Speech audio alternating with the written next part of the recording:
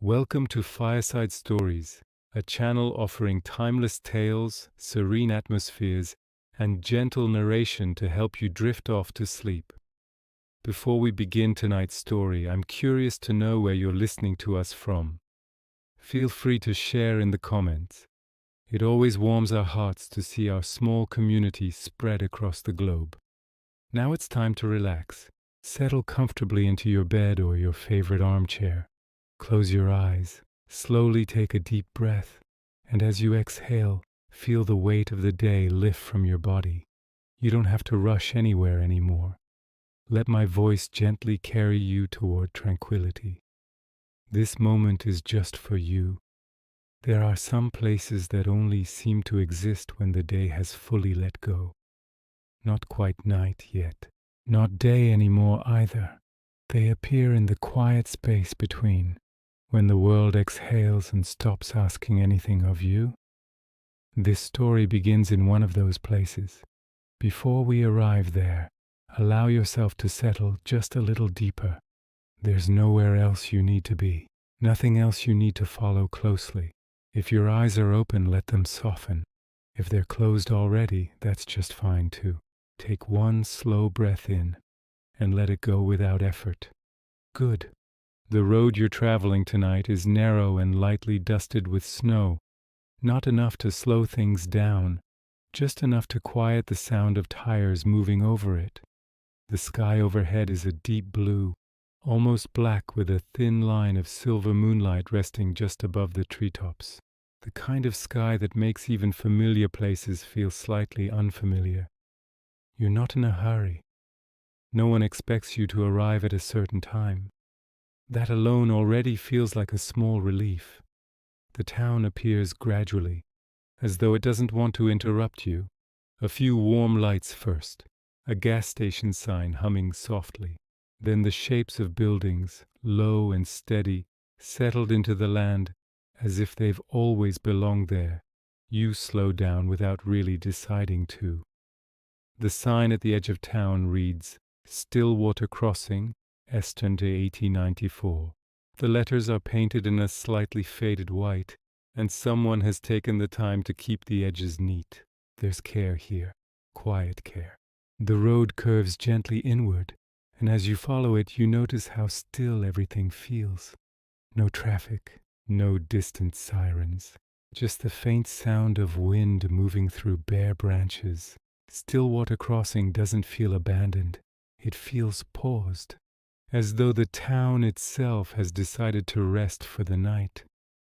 You pass a closed bookstore with a single lamp left on inside, illuminating rows of shelves that wait patiently for morning. A diner sits across the street, its stools turned upside down on the counter.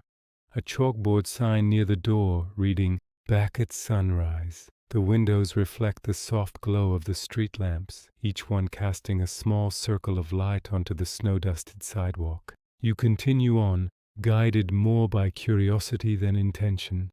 At the center of town, you find it, the train station. It's not large, not grand, but it carries the unmistakable feeling of having once mattered deeply.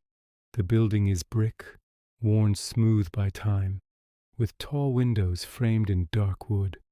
A single clock rests above the entrance, its face lit warmly, hands moving with unhurried confidence. 11:47 p.m.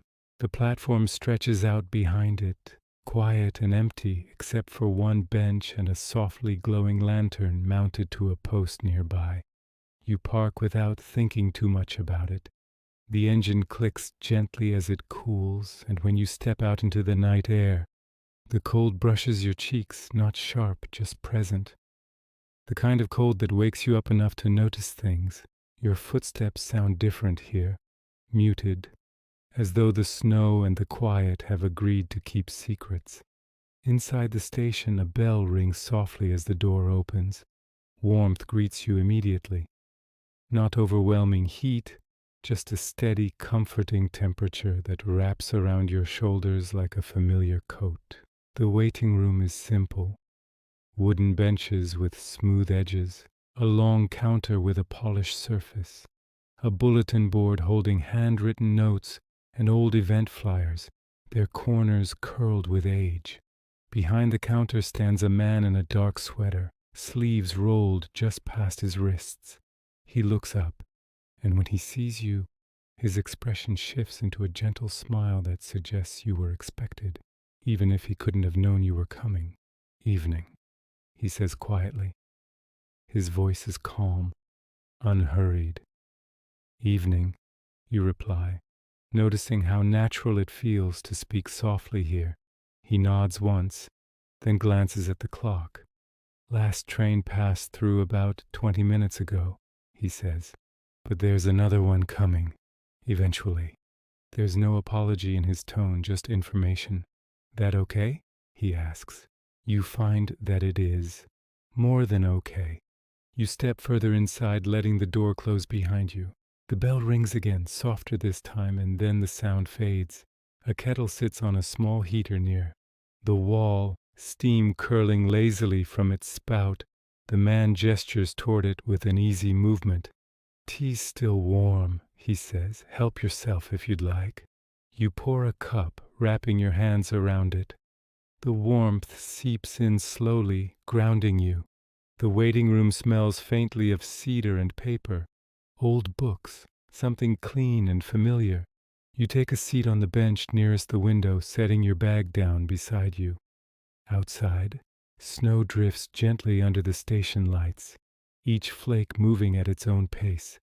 The man returns to what he was doing, sorting a small stack of envelopes, aligning them carefully before setting them into a wooden tray. There's no radio playing, no background noise, and yet the silence doesn't feel empty. It feels full in a quiet way. After a moment he speaks again. "Not many folks come through this late," he says, "but the ones who do usually need the quiet." You nod even if you're not sure why. He glances at you briefly, then back to his work.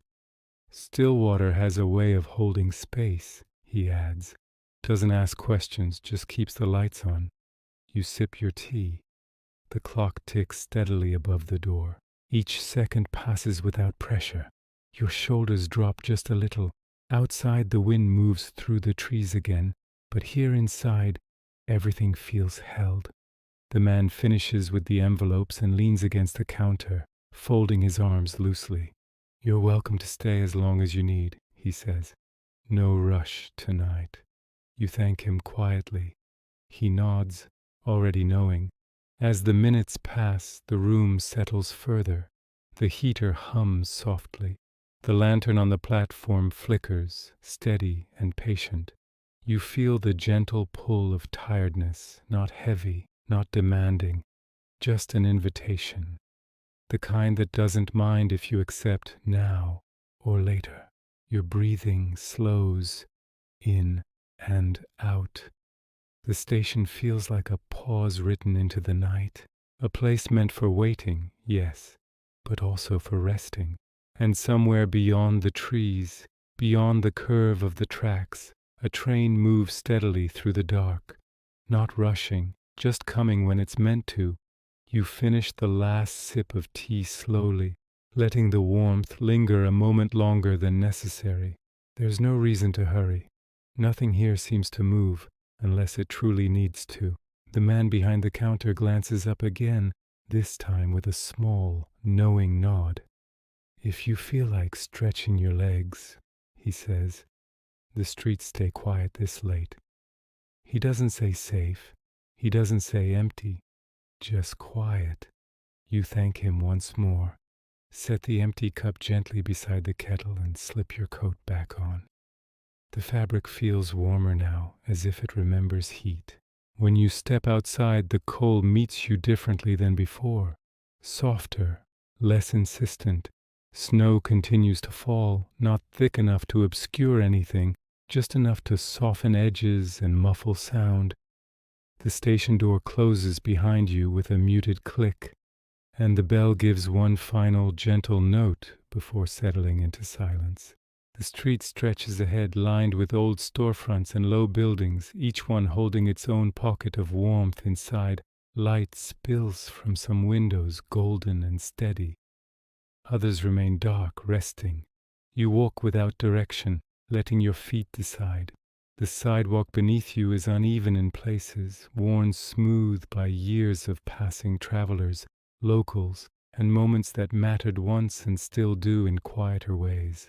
A lamppost hums softly as you pass beneath it. Its light casts your shadow long and slow across the snow. Stillwater Crossing feels like a town that listens, not in a way that makes you feel watched, but in the way an old room listens when you sit down and finally stop moving. You pass a small grocery with a hand-painted sign that reads, "Open tomorrow."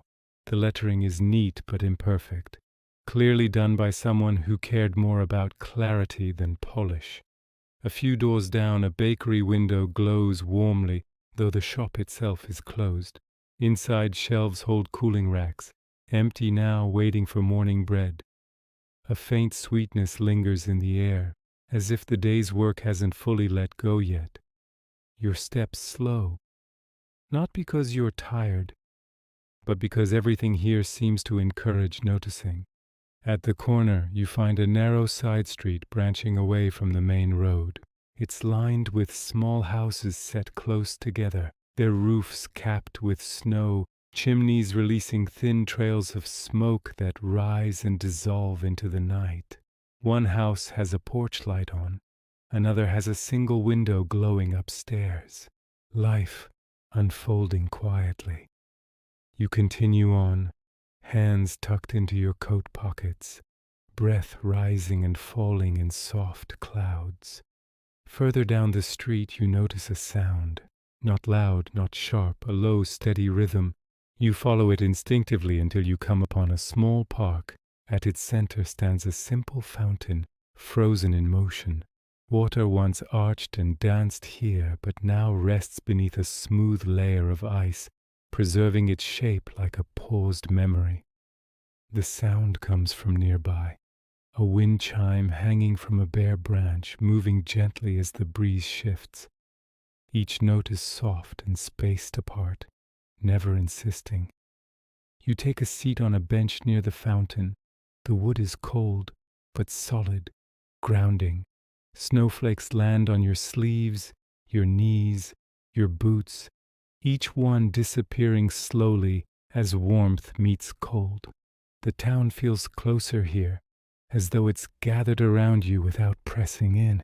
Your breathing slows further, in, out. Across the park, a figure appears, an older woman bundled in a long coat, walking a dog that moves at an unhurried pace. The leash hangs loosely between them, a quiet agreement rather than a restraint. They pass without breaking the calm. She nods gently as she goes, a small acknowledgement that doesn't demand response. The dog's paws leave neat impressions in the snow, which remain visible only for a short while before fresh flakes soften them. Stillwater doesn't cling to moments, it allows them to pass. You sit for a while longer, listening to the wind chime, the distant hum of the station, the faint creak of trees adjusting under snow. Time feels different here, less measured, more allowed. Eventually you rise and continue walking.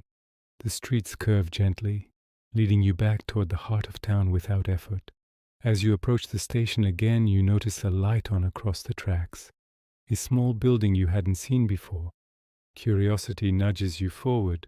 Crossing the tracks feels ceremonial in some quiet way. You step carefully, boots crunching softly over snow and gravel. The rails dark and cold beneath the moonlight. The building is modest, its windows glowing softly. A sign hangs above the door, carved from wood and worn smooth. Night office. You push the door open. No bell this time. Just warmth and the faint scent of old paper and ink. Inside, shelves line the walls, filled with ledgers, maps, and neatly stacked folders. A desk sits near the center, lamp casting a pool of light over its surface. Behind it sits a woman with silver-streaked hair pulled back loosely. glasses resting low on her nose. She looks up, smiling in a way that suggests she's been expecting someone. If not you, then someone like you. Couldn't sleep? She asks gently. You shrug, smiling. Sometimes, she says, standing slowly. The town keeps people awake for the right reasons. She gestures to a chair. Sit, she offers. No rush. You do. She pours water from a kettle into 2 mugs, adding a slice of lemon to each. The scent is clean and calming. I keep records, she explains, handing you a mug. Not just schedules, stories, patterns, things people forget they leave behind. You look around, noticing the careful order, the way everything has a place without feeling rigid. Stillwater collects moments, she continues, quiet ones. They tend to last longer. You sip the water, warmth spreading slowly. Outside the wind shifts again, and the building responds with a soft creak, like an old friend adjusting in their chair.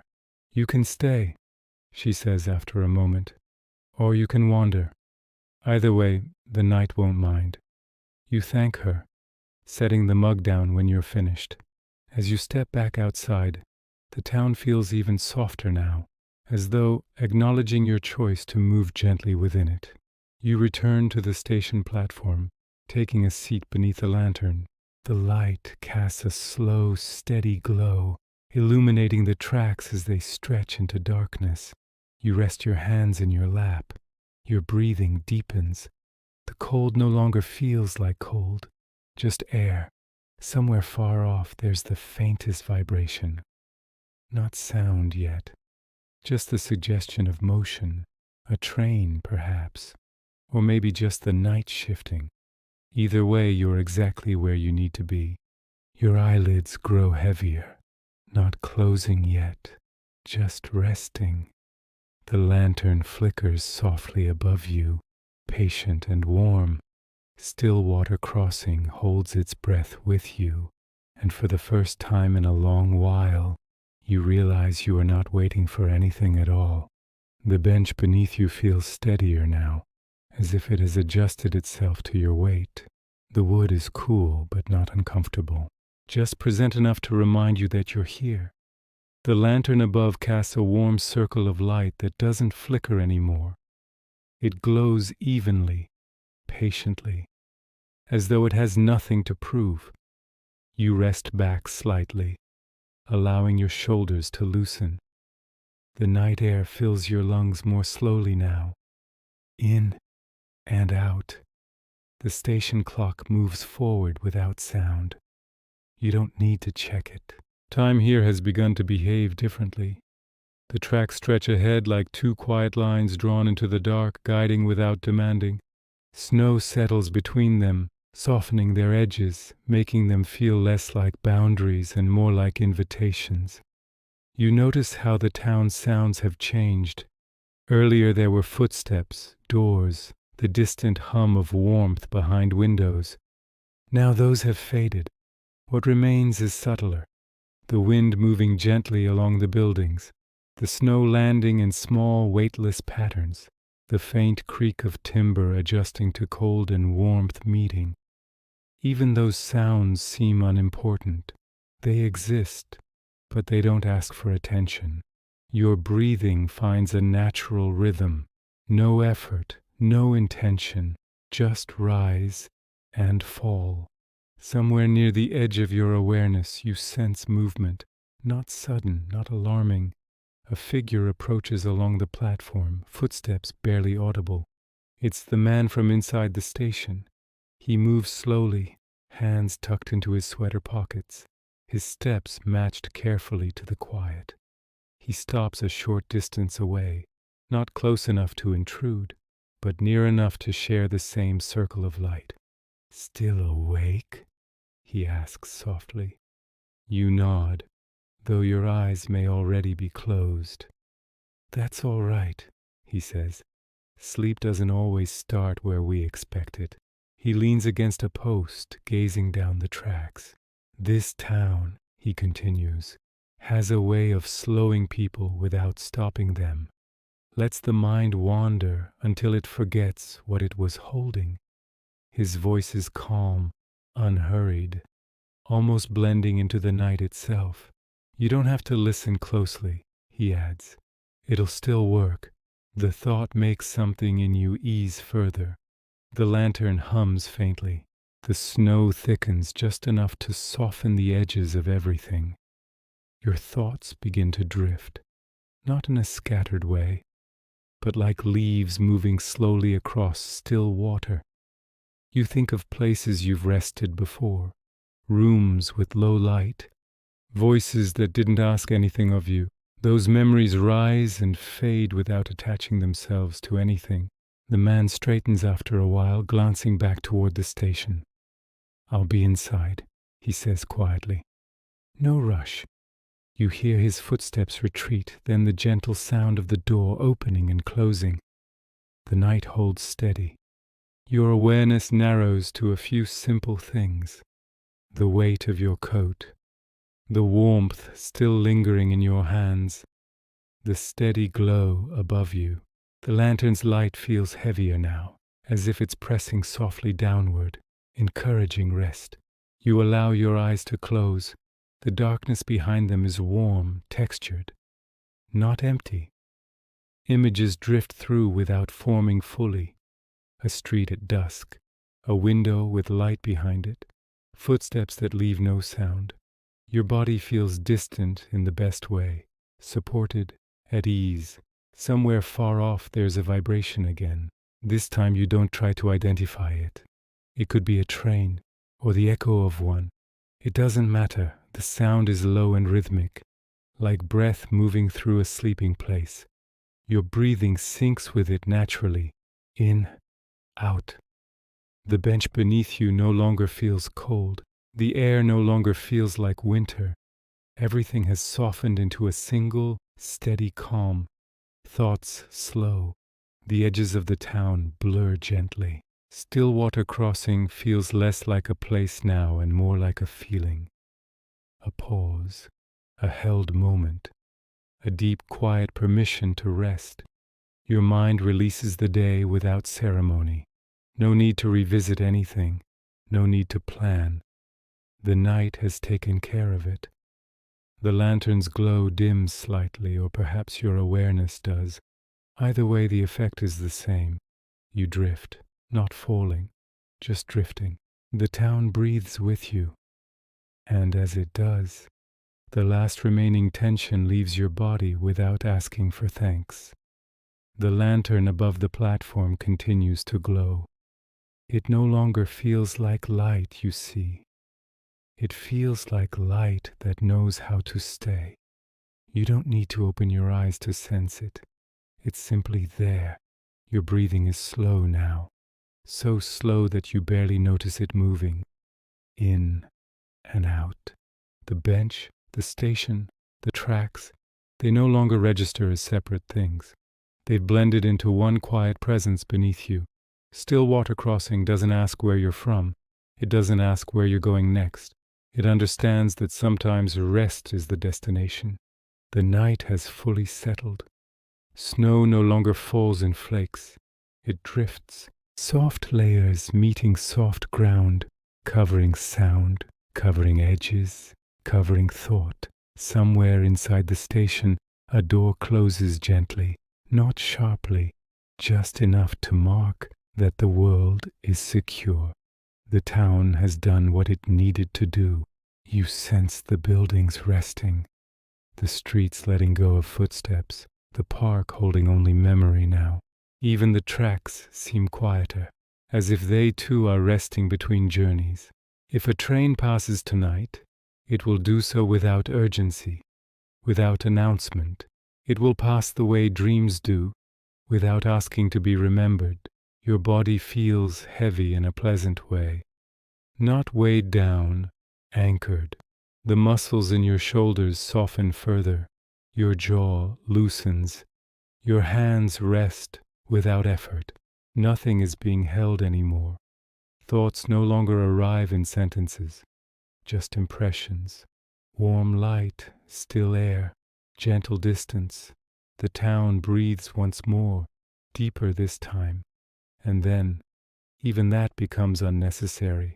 Stillwater Crossing fades, not because it disappears, but because it's no longer needed.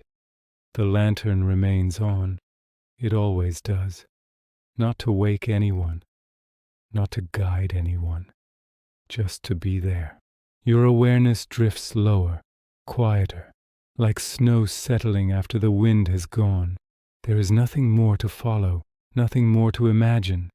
Sleep arrives the way this town does, gradually, kindly, without announcement, and as you rest, the night keeps watch. The station stays warm, the streets stay quiet, the light stays on. You don't have to.